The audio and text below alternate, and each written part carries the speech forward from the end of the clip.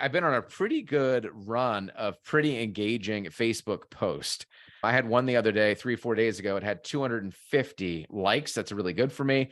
Had 90 something comments and 11 shares. It's like a really good post. Talk about engagement. I got it from here. I am not creative. That's not my gift. I can get done. But in terms of doing the creative stuff, that's just not me. That's not what I'm good at. And so I picked up this tweet from a mentor from afar.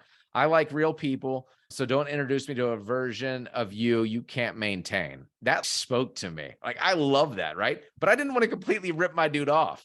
So I came back and I said, rewrite this tweet. It said, I appreciate authenticity. Introduce me to the real you, not a version of you that's hard to sustain. That sounds nothing like me. It didn't hit home. This was a fail.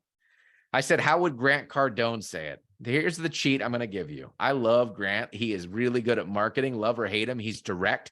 He's in your face, but it grabs your attention. It knows who that is. If you guys have a persona of someone famous that you like their marketing, their strategy on how they communicate, you could sub that in. Chances are they have it here. And it's going to rewrite that through the voice and tone of whoever that person is. Really valuable.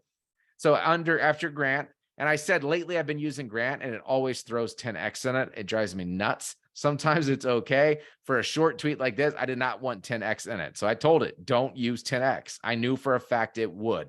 Show me the genuine you, not the persona you can't keep up. Let's keep it real and conquer success together. I love that. I love that. So I stole that.